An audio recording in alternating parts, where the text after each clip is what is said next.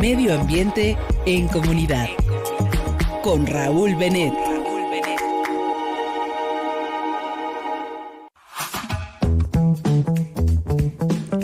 Conversamos con Raúl Benet. ¿Cómo estás, Raúl? Buenos días, te saluda Alberto Nájar. ¿Qué tal, Alberto? Qué buena sorpresa, qué gusto de saludarte y a todo el auditorio, a todo el equipo. ¿Cómo están? Pues estamos bien y queremos saber cómo va la COP30. Este es una de esas cumbres donde se habla mucho, se presentan proyectos, se hacen manifestaciones, ocurre de todo y al final del día el cambio climático sigue y los problemas con la contaminación y el cambio en la tierra permanece. Raúl, ¿cómo va esta semana de actividades por allá? La verdad está bien difícil entrarle a uno de los temas porque hay tantos temas tan interesantes y tan impresionantes que a la hora de estar preparando mi colaboración, pues la verdad cuesta un poco de trabajo. Vamos a abordarlo desde dos puntos de vista. Uno, digamos, la agenda mexicana y la que está ocurriendo en las salas de negociación, que es muy interesante, ya digamos en lo que se llama la zona sur, que es la zona oficial de las delegaciones, y lo otro lo que está ocurriendo en las calles. Y no solo en las calles, aquí también en los ríos, ¿no? En los canales, en los barcos. La primera parte, bueno, pues es importante decir que ya hoy entra, digamos, de manera ya de lleno la representación mexicana por parte de la secretaria de Medio Ambiente, Alicia Bárcena, que la encabeza, pero bueno, también vienen representantes de agricultura, de relaciones exteriores, de economía, de la Secretaría de Energía y otros. Y lo que está planteando ahorita en la plenaria, en una sesión plenaria, está encabezando la secretaria Bárcena en este momento una mesa sobre transición justa. Y eso me parece muy, muy interesante porque realmente lleva un liderazgo en algunos temas, como también el de pérdidas y daños. México también el día de hoy ya se presentó formalmente, aunque ya se había hecho la semana pasada, pero hoy ya es una presentación oficial de las contribuciones nacionalmente determinadas, los NDCs, en donde pues el gobierno de México está planteando que tendrá unas reducciones absolutas para el año 2035 muy impresionantes, aunque no queda tan claro cómo es que se van a alcanzar. Entonces, bueno, los mecanismos en los que está interviniendo México de manera importante o las discusiones, uno de ellos es el de pérdidas y daños, que ya no es solo qué vamos a hacer para que no nos pegue tanto el cambio climático, sino una vez que ya nos está pegando, ya nos causó daños y pérdidas, qué instrumentos existen y deben existir financieros, tecnológicos y de acuerdos, etcétera, para enfrentar las pérdidas y los daños. Ahí México lleva un liderazgo. También está todo el tema muy interesante del Fondo Global del Clima que está proponiendo, que más bien ya ha hecho andar el gobierno del presidente Lula, que es bosques tropicales para siempre, o bosques Rainforest Forever, bosques de lluvia para siempre, y ahí México interviene con una propuesta hoy muy interesante, que es incorporar estos 5.700.000 hectáreas de la selva maya que se conjuntan con México, Belice y Guatemala, que anunció la presidenta Claudia Sheinbaum hace unos días. Como estos son perfectamente, se integran, digamos, se propone que se integren a este mecanismo de bosques tropicales para siempre. Entonces, bueno, esos son algunos de los temas en los que México está llevando liderazgo en este momento y algunas alianzas como delegación.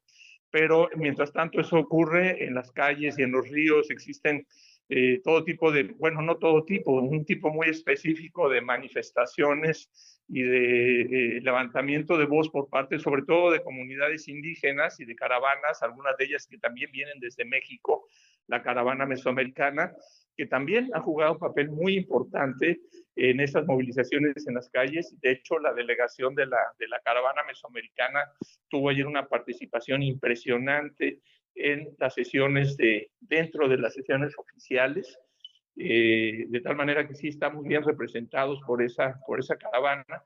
Y ahí, bueno, lo que se está demandando es una demarca, en particular para los países amazónicos y las comunidades indígenas amazónicas, es la demarcación de sus tierras. El hecho de que mientras no están demarcadas como comunidades indígenas, están mucho más expuestas a la deforestación, a la minería ilegal, etcétera.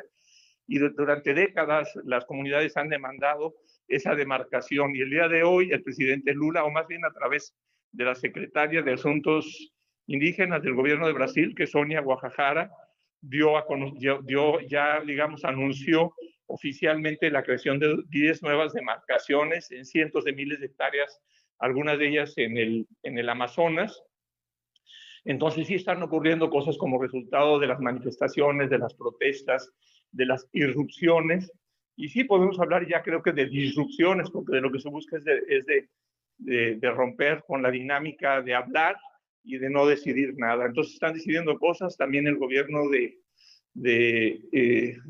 Gustavo Petro en Colombia ya anunció la prohibición de minería y explotación petrolera en el Amazonas.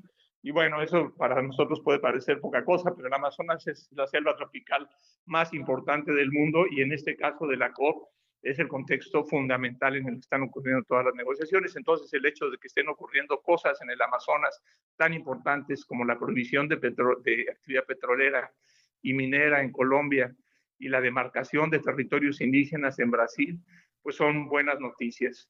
Entonces, bueno, pues de entrada, como te decía al principio, hay una gran cantidad de temas, es difícil decidir por dónde irse, porque todo el tiempo están ocurriendo cosas en estos eventos paralelos y en los eventos dentro de la COP. Ayer se escuchaba ahí en los salones principales, pues esta consigna a todo volumen por los pasillos, desde el río hasta el mar, Palestina será libre, y eso fue a raíz de que se hizo un planteamiento de cómo es que la demanda de los pueblos, de las comunidades indígenas, y los pueblos indígenas y las autoridades climáticas de los pueblos indígenas están aquí en Brasil, y cómo se conecta eso pues con la flotilla Sumut y con todo este tema pues de la demanda de que cese el genocidio en Gaza. Entonces, pues de entrada por ahí sería un primer reporte. No sé si tengas alguna pregunta en particular que quisieras señalar. Es importante que la COP se lleve a cabo en Brasil, cuyo reserva de la naturaleza, que es el Amazonas, ha estado bajo asedio desde hace décadas, y que recientemente con el gobierno de este sujeto Jair Bolsonaro pues perdió inclusive el estatus de protección y se abrió la puerta a la explotación despiadada de minerales, de minas y de hidrocarburos, Raúl, y por eso también me destaco esta iniciativa del presidente Lula de bosques de lluvias para siempre, porque esto es un cambio importante. Los bosques de lluvia son fundamentales también para el ecosistema de todo el mundo. ¿Tú qué reflexión tienes que se lleva a cabo este tipo de cumbre que, según te escucho y he leído, es diferente a la anterior? Parece que ahora sí hay avances más concretos y acciones muy puntuales. ¿Qué reflexión, qué te mueve, tú que estás ahí, que esta COP30 se lleva a cabo en Brasil, en ese sitio con tantas características como la que te acabo de comentar? Sí, no, pues definitivamente ese es un asunto central. No, digamos, siempre el contexto es mejor, es más importante que el texto. En este caso, esa situación no se queda atrás. Es importantísimo en todas las delegaciones, en las mesas que me ha tocado. Son muchas, cientos de mesas, por supuesto, están algunas, pero no ha habido una sola en donde la persona que está representando a un país o a una organización no empiece su discurso hablando de la importancia de la presencia de las comunidades indígenas del Amazonas en el COP. Entonces, sí está pues muy presente ese tema, el hecho de que las movilizaciones, se habla de 70,000 personas movilizadas el día sábado. Me tocó estar en esa movilización encabezada originalmente por la secretaria histórica o la ministra histórica de Medio Ambiente, Marina Silva, y por también la líder indígena histórica, que ahora es la representante, la ministra de Asuntos Indígenas de Brasil, que es Sonia Guajajara. Entonces sí, el contexto es muy importante, pero quisiera hacer una referencia específica a algo que flota en el ambiente, y es el hecho de que en esas COPs se habla mucho, se viaja mucho, se gasta muchos gases de efecto invernadero en aviones y en hoteles para llegar y no se llega a nada. A mí me parece que hay que tener cuidado con formulaciones que puedan poner en duda la importancia de los instrumentos globales de multilateralismo, como es el caso de la Convención de las Partes de Cambio Climático. Eso es justamente lo que nos quiere hacer querer Trump, es justamente lo que nos quiere hacer querer Bolsonaro, el mismo Netanyahu, que llegan pues, a dar patadas en la ONU y a desconocer las instancias internacionales, cuando este tipo de reuniones, y en particular la COP, es la instancia internacional más importante en términos numéricos, en términos de participación y también en términos de futuro de la crisis climática, la única instancia global que tienen los países para poder hablar, escucharse y llegar a acuerdos. Entonces, si bien nos desespera que son lentos y que a veces no son todo lo profundos que quisiéramos, no pienso que deberíamos de desacreditar en lo más mínimo el multilateralismo como un instrumento importantísimo que tenemos en nuestras manos para enfrentar estos temas. Sí, es importante lo que mencionas, efectivamente, esa idea de aislar a la unidad, particularmente en regiones como América Latina, es parte de la estrategia de estos gobiernos. Pues Raúl Bennett, te agradezco esta enlace hasta donde te encuentras y estos datos, estos temas que pones sobre la conversación con la audiencia de Imer Noticias. Gracias, Raúl. Al contrario, como siempre, el agradecido soy yo, contigo, con tu equipo y con tu auditorio. Nos escuchamos la próxima. Claro que sí, que tengas una buena jornada en la COP30. Nuestro compañero Raúl Bennett, que se encuentra allá en Brasil, en la COP30, y sí, este tema es importante. La estrategia de gobiernos de derecha, de gobiernos como el de Donald Trump, el de Giorgia Meloni en Italia, o el de Benjamin Netanyahu, el genocida en Israel, en su caso el de Jair Bolsonaro antes de Lula, o el de Daniel Noboa en Ecuador, o quién sabe quién es el presidente de Perú, si es que no lo han cambiado, porque ahí cada rato los mueven. La estrategia de estos gobiernos, de esta forma de ver a el mundo, es evitar la unidad, es evitar que nos demos cuenta de que existen elementos de imposición, de depredación, y que la tesis que se plantea en el sentido de que si se beneficia a las de arriba, puede haber un beneficio casi en automático, por goteo le llaman a las mayorías, es la receta más efectiva.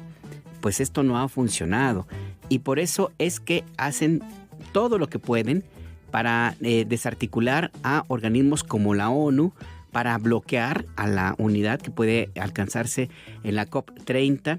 También hacen todo lo posible por desarticular el Mercosur, el ALBA, todos esos organismos que lo que pretenden es la unidad de los pueblos o de las naciones que tienen una idea diferente a la del supremacismo del capitalista.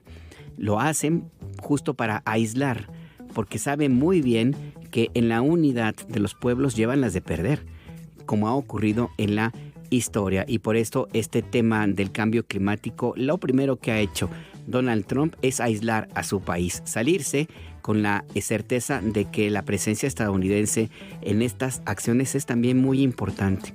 Los principales contaminadores del planeta es, por supuesto, Estados Unidos. De ahí que es destacable lo que nos comentaba nuestro compañero Raúl Bennett a propósito de esta estrategia para desarticular el multilateralismo ante el cambio climático.